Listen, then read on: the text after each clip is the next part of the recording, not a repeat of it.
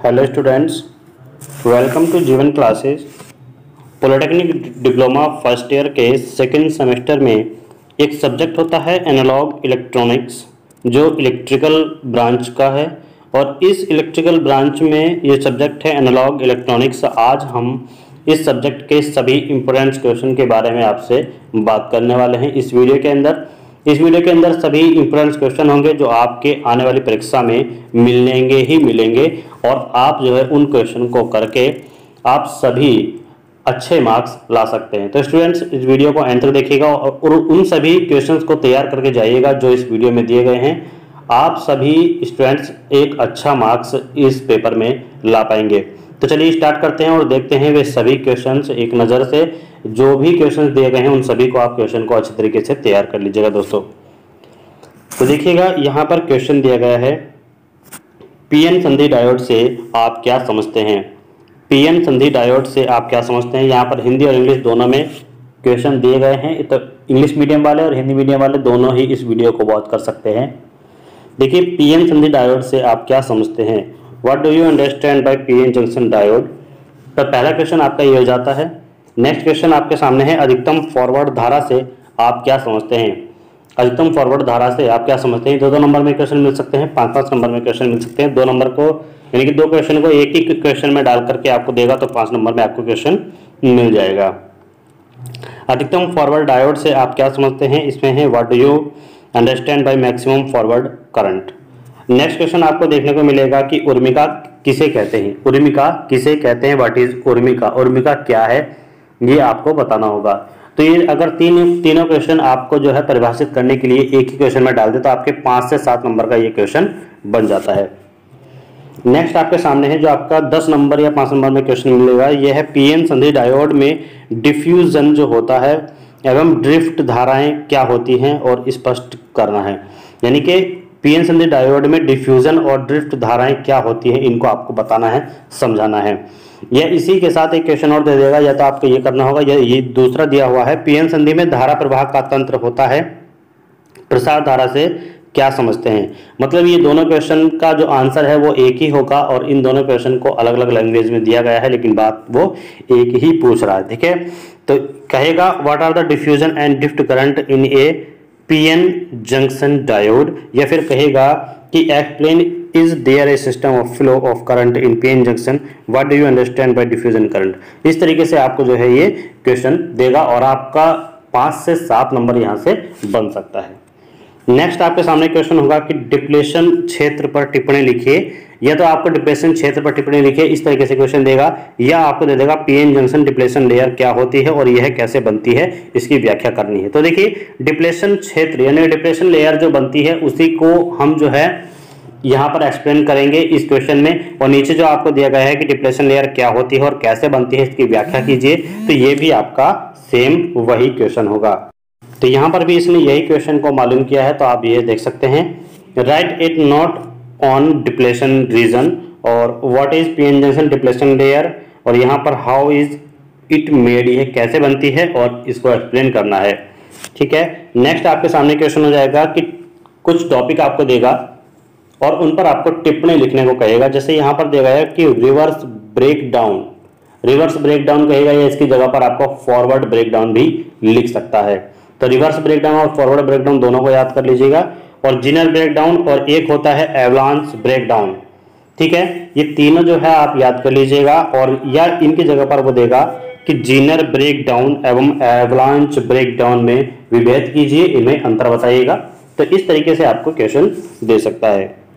Next आपके सामने question होगा कि सेमीकंडक्टर डायोड में जो सेमीकंडक्टर डायोड के 4 अभिलक्षणों को खींचना है। यानी कि कहने का मतलब ये है कि एक आरेख बनाना है सेमीकंडक्टर डायोड का, जो भी अभिलक्षण हैं, जो भी इसके कैरेक्टरिस्टिक हैं, उनके चारों अभिलक्षणों को आपको जो है दर्शाना है तथा समझाना है और बताना है कि इन अभिलक्षणों से गतिशील प्रतिरोध की गणना कैसे करेंगे।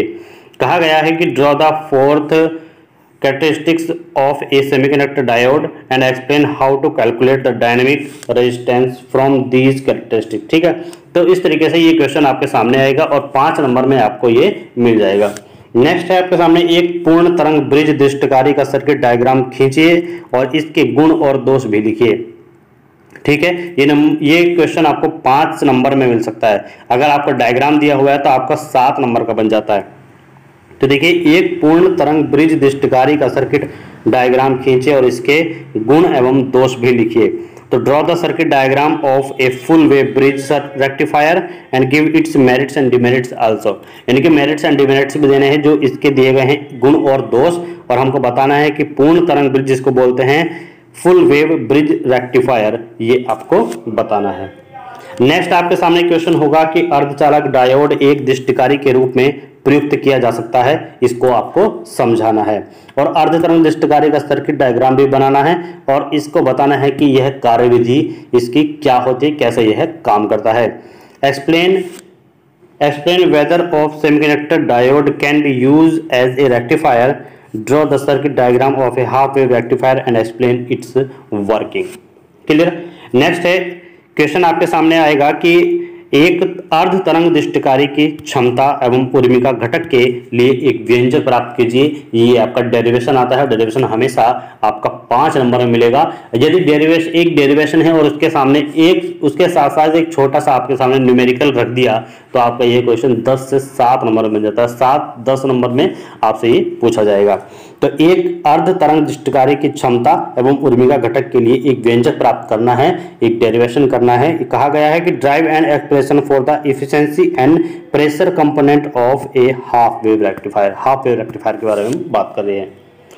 नेक्स्ट आपके सामने क्वेश्चन होगा कि एक पूर्ण तरंग दृष्टिकारी की क्षमता एवं उर्मिका के घटक के लिए व्यंजक प्राप्त कीजिए और रिपल फैक्टर रेक्टिफिकेशन दक्षता का व्यंजन फुल वेव रेक्टिफायर के लिए लिखिए। ठीक है, तो यानी कि 2 क्वेश्चन एक ही उसमें दिए गए हैं, या तो ये करना है या फिर दूसरा करना है। ठीक है, तो right an expression for the efficiency of pressure component of a full wave rectifier, या फिर आपको कर देना है कि right the ripple factor the expression for the rectification efficiency for a full wave rectifier.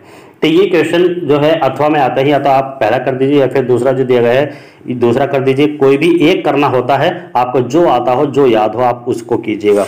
ठीक है, आपके नंबर जो है यहाँ पर कंप्लीटली आ जाएंगे। नेक्स्ट आपके सामने है कि जीनर डायोड से आप क्या समझते हैं और इसको जो इसके अभिलक्षण हैं उसके सहित आपको समझाना है। जो जीनर डायोड होता है दोस्तों काफी ज्यादा इंपॉर्टेंट है। जीनर डायोड, इससे आपको समझाना होगा और इसको जो अभिलक्षण है वे भी आपको जो है यहाँ पर लिखने होंगे। ठीक है, या फिर दूसरा क्वेश्चन आपको इसी के साथ दिया गया है कि जीनर डायोड पर संक्षिप्त टिप्पणी लिखिए। ठीक है, दोनों में एक ही बात कही गई है, पूरा जो विवरण है, पूरी जो व्याख्या है वो आपको दोनों में देनी है। What do mean understand by Zener diode या एक्सप्लेन इट विद कैरेक्टरिस्टिक्स, या फिर आपको करना है give a brief note on Zener diode. Clear.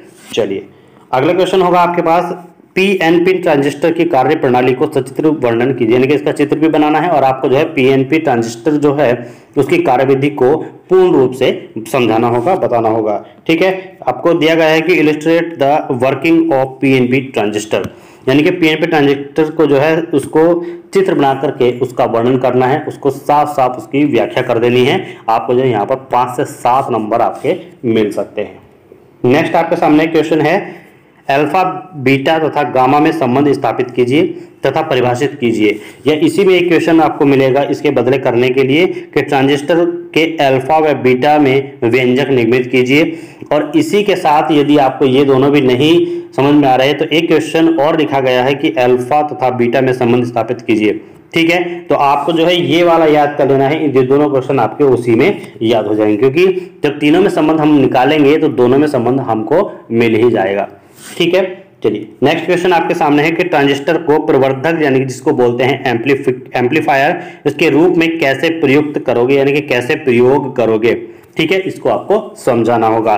परिपथ आरेख दीजिए, यानी कि इसका डायग्राम भी बनाना है और दिष्ट धारा भार रेखा तथा प्रचालन बिंदु को समझाना है।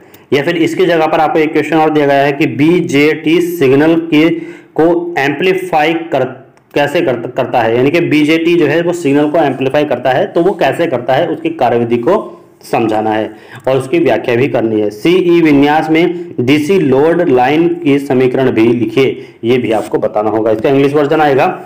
ठीक है, और हिंदी में भी, दोनों में आपको जो है यहाँ पर देखना होगा। अब देखिए, एक कॉमन एमीटर पीएनपी ट्रांजिस्टर में बीटा जो है 135 है और आईसीओ का मान जो है 10 माइक्रो एम्पियर है। यदि एमीटर धारा 50 मीटर एम्पियर हो तो हम यहाँ पर देखेंगे 50 मिली एम्पियर, यहाँ पर मिली एम्पियर है, और यहाँ पर बताया गया है कि IB और IC का मान ज्ञात कीजिए। तो दोस्तों यहाँ पर एक न्यूमेरिकल है, ठीक है, यहाँ पर एक न्यूमेरिकल है, इसको जो है आप देख लीजिएगा किस तरीके से न्यूमेरिकल करना है, आपको बुक में दिया हुआ है, यहाँ पर सभी इंपोर्टेंस आपको बताए जाएंगे। नेक्स्ट है, स्थिरता गुणांक से आप क्या समझते हैं और ट्रांजिस्टर बायस में प्रचालन बिंदु के शिफ्ट होने को जो कारण है उसको बताना है। यानी कि जो स्थिरता गुणांक है, सबसे पहले उसको आपको व्याख्या कर देनी है, उसको आपको बता देना है, परिभाषा देनी है और उसके बारे में लिखना है, ठीक है। उसके बाद ट्रांजिस्टर बायस में प्रचालन बिंदु के शिफ्ट होने के क्या क्या कारण हैं उनको आपको पॉइंट वाइज लिख देना है, ठीक है। What do you understand by stability constant और due to shift of operating point in transistor bias, ठीक है, टेल मी, यानी कि ये आपको बताना है। चलिए नेक्स्ट है, थेवेनिन प्रमेय का प्रयोग करते हुए विभव विभाजक ट्रांजिस्टर बायसिंग का विवेचन कीजिए। यानी कि जो भी आपका ये थेवेनिन प्रमेय का प्रयोग होता है किसमें, विभव विभाजन में, तो उसके द्वारा ट्रांजिस्टर बायसिंग का विश्लेषण करना है। यदि आपको ये क्वेश्चन नहीं समझ में आ रहा है तो आपको एक क्वेश्चन इसके बदले और दिया गया है कि सिद्ध कीजिए कि विभव विभाजन विधि में प्रचालन बिंदु की स्थिरता पर बीटा का कोई प्रभाव नहीं पड़ता, ठीक है। एक लैंग्वेज और दी गई इसी क्वेश्चन की वोल्टेज डिवाइडर बायसिंग का सर्किट निर्मित कीजिए, या फिर विभव विभाजक बायसिंग से आप क्या समझते हैं, ठीक है। और एक इसी में यानी कि क्वेश्चन और है कि पोटेंशियल ड्राइवर बायसिंग सर्किट का सर्किट डायग्राम दीजिए तथा ऐसे सिग्नल की कनेक्टिविटी के साथ ये थेवेनिन इक्विवेलेंट भी दीजिए। थेवेनिन इक्वेशन जो है थेवेनिन प्रमेय, ये भी आपको बतानी है। बायसिंग के विभव विभाजक परिपथ को समझाइए और विभव विभाजक परिपथ बायसिंग के विश्लेषण के लिए थेवेनिन प्रमेय का प्रयोग कीजिए। यानी कि ये जो आपको क्वेश्चन दिए गए हैं 1 2 3 4 5 6, इनमें से कोई भी अगर आप एक का भी आंसर वहां पर दे दोगे, एक को भी फुल एक्सप्लेन कर दोगे, तो आपको यहाँ पर फुल नंबर मिल जाएगा। यानी कि अथवा का मतलब ये होता है कि या तो ये कीजिएगा या फिर ये कीजिएगा, कोई भी एक कर देना है, आपको यहाँ पर फुल नंबर मिल जाएंगे, ठीक है। तो इनको जरूर याद करके जाइएगा, इनमें से क्वेश्चन आना ही आना है दोस्तों। चलिए नेक्स्ट है, ट्रांजिस्टर की बायसिंग की आवश्यकता। ट्रांजिस्टर की बायसिंग की आवश्यकता क्या है वो आपको बतानी है, और ट्रांजिस्टर बायसिंग के लिए प्रयुक्त एमीटर बायस का सर्किट डायग्राम भी खींचना है और उसकी व्याख्या भी करनी है। यानी कि जैसे आपको अगर डायग्राम पता है तो आप व्याख्या जो है उसकी आसानी से कर दोगे, जैसे जैसे बनाया है आप वैसे वैसे लिख दोगे कि यह तरीका संचालन बिंदु को कैसे स्थिर रखता है, ये भी आपको बताना है। या फिर इसकी जगह पर एक क्वेश्चन दिया गया है जो आपको कर देना है कि ट्रांजिस्टर बायसिंग की आवश्यकता है, ठीक है, जो ट्रांजिस्टर बायसिंग की आवश्यकता क्या है, और उपयुक्त सर्किट डायग्राम के साथ समझाइए कि आप संचालन बिंदु को स्थिर कैसे करेंगे, ठीक है। दोस्तों ये दोनों क्वेश्चन जो हैं आपको दिए रहेंगे और इनमें से एक का आंसर आपको देना है, ठीक है। नेक्स्ट आपके सामने क्वेश्चन होगा कि सिंगल स्टेज ट्रांजिस्टर प्रवर्धक का परिपथ बनाइएगा। सिंगल स्टेज ट्रांजिस्टर प्रवर्धक का परिपथ बनाइए तथा प्रत्येक अवयव यानी कि कंपोनेंट्स का परिपथ में कार्य लिखिए। Draw the circuit of a single stage transistor amplifier and each of the components in the circuit. तो दोस्तों ये आपको क्वेश्चन जो है आएंगे आपके पेपर में और आपको जो है जरूर ही याद करके जाना है, वरना आप बाद में पछताओगे दोस्तों, ठीक है। तो सभी क्वेश्चंस जो है आपको एक बार पढ़ लेने हैं, आपको कभी भी इस सब्जेक्ट में बैक का कोई भी चांसेस नहीं रहेगा। तो दोस्तों अगर वीडियो अच्छी लगी हो तो वीडियो को लाइक और चैनल को सब्सक्राइब कर लें। जो भी हमारे चैनल पर नए हैं वो आप चैनल को सब्सक्राइब कर लें और बेल आइकन को प्रेस जरूर कर लें, जैसे कि नेक्स्ट सब्जेक्ट की वीडियो या सेमेस्टर के जो भी सब्जेक्ट आपके चलेंगे उनकी वीडियो आएगी वो आपके लिए नोटिफिकेशन सबसे पहले देगी, ठीक है। तो आप चैनल को सब्सक्राइब करके रखिए और बेल आइकन को प्रेस कीजिएगा और एक बार प्लीज़ वीडियो को शेयर जरूर कर दीजिएगा। वीडियो शेयर होगी तो जैसे जैसे हमारी यूट्यूब फैमिली बढ़ेगी वैसे वैसे हमारे लिए मोटिवेशन का काम करेगी और आप लोगों का यह काम है कि आप जो है इसको शेयर कर दीजिएगा। एक बार आप शेयर कर दीजिएगा सभी और आगे बढ़ते हैं। देखिए नेक्स्ट क्वेश्चन है, परिपथ आरेख खींचिए, आरसी युग्मित प्रवर्धक की कार्यविधि को समझाइए। यानी कि आरसी युग्मित के युग्मन जो है उसका जो आरेख है वो भी खींचना है और उसकी युग्मित जो प्रवर्धक की कार्यविधि है, आरसी युग्मित प्रवर्धक की कार्यविधि जो है उसको भी समझाना है। नेक्स्ट आपके सामने इसी के बदले में क्वेश्चन होगा कि आरसी युग्मित प्रवर्धक का आरेख खींचिए और इसका वर्णन कीजिए। दोनों क्वेश्चन एक ही है लेकिन आपकी लैंग्वेज बदल दी गई है। तो दोस्तों लैंग्वेज बदलने पर आप जो है घबराइएगा नहीं, आप जो है लैंग्वेज को सही तरीके से समझिएगा तो आपको जो है अच्छे तरीके से समझ में आ सकता है।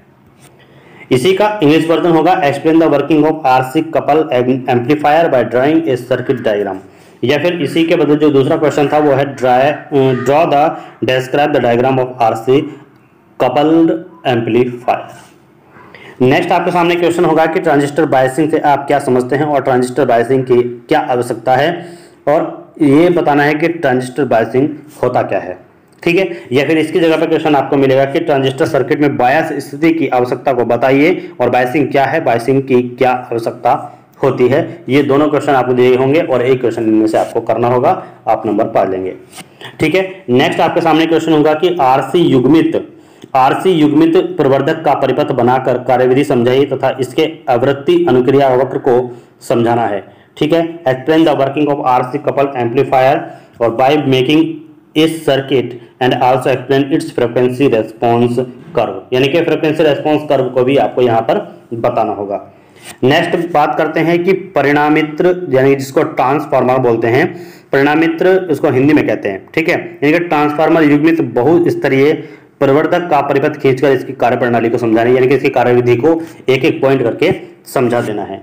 इंग्लिश में आएगा कि explain its working bye drawing a circuit of a transformer coupled multi stage amplifier. ठीक है, ये आपको यहाँ पर क्वेश्चन बहुत ही ज़्यादा इंपॉर्टेंट है दोस्तों, ट्रांसफार्मर कभी भी पेपर से छूटता नहीं है। ठीक है, चलिए नेक्स्ट है फील्ड इफेक्ट ट्रांजिस्टर, यानी कि FET जिसको बोलते हैं, उससे आप क्या समझते हैं। देखिएगा FET अगर लिखा हुआ हो तो फील्ड इफेक्ट ट्रांजिस्टर इसकी फुल फॉर्म होती है, तो आप इसको ध्यान रखिएगा। कभी कभी आपको हिंदी में भी FET लिखा हुआ आ जाता है। ठीक है, तो यह फील्ड इफेक्ट ट्रांजिस्टर। तो फील्ड इफेक्ट ट्रांजिस्टर से आप क्या समझते हैं और यह कितने प्रकार का होता है, इसको आपको लिखना है। ठीक है, इंग्लिश में आएगा कि what do you understand by field effect transistor, यानी कि FET, और how many types of this right. ठीक है, यानी कि जो भी इसके टाइप्स हैं उनको आपको लिखना है। बात करते हैं नेक्स्ट क्वेश्चन, तो JFET के पैरामीटर को परिभाषित कीजिए तथा परस्पर संबंध को बताइए। JFET के पैरामीटर्स जो हैं उनको आपको लिख देना है, परिभाषा लिख देनी है, और इसी के साथ साथ उनको जो परस्पर संबंध है, जो भी JFET के पैरामीटर्स हैं उनको आपस में जो संबंध है वो आपको यहाँ पर बताना है। Define the parameters of JFET and state the inter relationship, जो भी इनके इंटर रिलेशनशिप है, यानी कि किस तरीके से ये आपस में कनेक्ट हैं, वो आपको यहाँ पर बताना है। चलिए नेक्स्ट आपके सामने क्वेश्चन होगा कि N चैनल JFET के अभिलक्षण लिखिए। N चैनल JFET के अभिलक्षण लिखिए, right the characteristic of N channel JFET। Next है सोर्स बायस तथा धारा सोर्स बायस विधि को सचित्र समझाइए, यानी कि इसका चित्र बनाना है दोस्तों। सचित्र का मतलब होता है कि चित्र सहित। ठीक है, सोर्स बायस तथा धारा सोर्स बायस विधि को सचित्र समझाइए या फिर चित्र के साथ समझाइए, इस तरीके से आपको दे सकता है। ठीक है, तो explain the source bias and current source bias method. Next है कॉमन ड्रेन, यानी कि CD। देखिए CD को कॉमन ड्रेन बोलते हैं दोस्तों। CD की फॉर्म होती है common drain. Common drain JFET amplifier को AC तुल्यांक परिपथ सहित समझाइएगा, यानी कि AC तुल्यांक परिपथ सहित इसको समझाना है, एक्सप्लेन करना है। Common drain CD JFET amplifier to AC explain with equivalent circuit. ठीक है दोस्तों, आगे चलते हैं। नेक्स्ट आपके सामने क्वेश्चन आएगा कि N चैनल डिप्लेशन मॉसफेट के अभिलक्षण लिखिए, यानी कि इसके जो कैरेक्टरिस्टिक है वो भी आपको बताना है। N चैनल डिप्लेशन मॉसफेट के अभिलक्षण लिखिए। जो राइट यानी कि लिखने हैं हमें क्या, characteristic of channel depletion MOSFET. ठीक है, यानी कि N चैनल डिप्लेशन मॉसफेट के कैरेक्टरिस्टिक लिखने हैं हमें, ये आपको यहाँ पर क्वेश्चन मिलेगा। नेक्स्ट है प्रवर्धन गुणांक से आप क्या समझते हैं। प्रवर्धन गुणांक से आप क्या समझते हैं, what do you understand bye coefficient of amplification. Next है पिच ऑफ वोल्टेज किसे कहते हैं। देखिए पिच ऑफ वोल्टेज क्या है ये आपको बताना होगा, what is pitch of voltage. ठीक है, तो इसको आप याद करके जाइएगा और आप अच्छे नंबर यहाँ पर ले आएंगे। नेक्स्ट आपके सामने एक न्यूमेरिकल होगा कि एक BJT, यानी कि BJT का मतलब है bipolar junction transistor. Bipolar junction transistor, तो जहां भी आपको BJT लिखा हुआ मिलेगा कैपिटल लेटर्स में शॉर्ट फॉर्म में, तो आपको बाइपोलर जंक्शन ट्रांजिस्टर समझ लेना है। तो एक बाइपोलर जंक्शन ट्रांजिस्टर परिपथ में विभव विभाजक विधि से बायसिंग की गई है, और यदि जो बीटा है वो 50 है, VCC कितना है 20 है 20 वोल्ट, और RC कितना है 2 किलो ओम, और यहाँ पर RE कितना है 0.1 किलो ओम, और R1 कितना है 100 kilo ohm, R2 5 kilo ohm, और तथा VBE है कितना है 0.2 वोल्ट। ठीक है, तो तब हम क्या करना है कि प्रचालन बिंदु Q पॉइंट की स्थिति हमें ज्ञात करनी है, यानी Q पॉइंट की स्थिति इसमें इस सर्किट में ज्ञात करनी है। ये सर्किट आपको वहां पर दिया हुआ होगा, तो इसमें आपको Q पॉइंट जो भी स्थिति है उसकी वो आपको यहाँ पर बतानी है। बस ये आपका न्यूमेरिकल इस तरीके से आता है। ठीक है, नेक्स्ट है कि चित्र में सिलिकॉन ट्रांजिस्टर के लिए बीटा 100 प्रदर्शित सर्किट डायग्राम के लिए संचालन बिंदु ज्ञात कीजिए, जिसमें बीटा जो है कितना है 100 दिया हुआ है, तो जो भी सर्किट डायग्राम है उसका संचालन बिंदु ज्ञात करना है दोस्तों। ठीक है, तो ये फिगर है, ये आपके पेपर में छपा हुआ है, वहां पर पेपर में आएगा और आपके सामने ये क्वेश्चन दे देगा, बस बीटा की वैल्यू यहाँ पर दी गई है और आपको बताना है कि इसका संचालन बिंदु क्या है। ठीक है, चलिए नेक्स्ट आपके सामने क्वेश्चन होगा कि प्रदर्शित परिपथ के ट्रांजिस्टर में बीटा का मान 100 है और ज्ञात करना है IC सेट, IC और VC, VE और VCE, ये 5 वैल्यू है जो आपको इस सर्किट के माध्यम से ज्ञात करनी है, जिसमें बीटा का मान 100 दिया हुआ है, तो आप आसानी से ज्ञात कर सकते हैं दोस्तों। ये सर्किट आपके एग्जाम में दिया हुआ होगा। चलिए नेक्स्ट क्वेश्चन है विभव विभाजक बायसिंग के लाभ और हानियां बताइए। विभव विभाजक बायसिंग के लाभ तथा हानियां बताइए। इनके state the advantage and disadvantage of potential separator wiring. एक state and advantage and disadvantage, यानी कि एडवांटेज लाभ और डिसएडवांटेज हानियां, ये दोनों आपको बताना है पोटेंशियल सेपरेटर वायरिंग के, यानी कि विभव विभाजक बायसिंग। ठीक है, तो आपको ये क्वेश्चन जो है सभी को कर लेना है दोस्तों। बार बार यही कह रहे हैं कि ये क्वेश्चन आपको कर लेना है, अब की बार ये क्वेश्चन आने के पूरे चांसेस हैं। आप अगर इन क्वेश्चन को करके जाते हैं तो आप एक अच्छे मार्क्स इस सब्जेक्ट में ला सकते हैं। Thank you, thanks for watching. मिलते हैं नेक्स्ट वीडियो में और नेक्स्ट सब्जेक्ट के साथ। आगे आपके जो है सब्जेक्ट नेक्स्ट सेमेस्टर के जो सब्जेक्ट हैं वो भी यहाँ पर चलाए जाएंगे, तो इसलिए चैनल को सब्सक्राइब करके रखिएगा और बेल आइकन को प्रेस करिएगा। एक बार चैनल को जो वीडियो है उसको शेयर कर दीजिएगा प्लीज। शेयर करना आपका काम है और आपको कंटेंट देना हमारा काम है। Thank you, thanks for watching. मिलते हैं नेक्स्ट वीडियो में।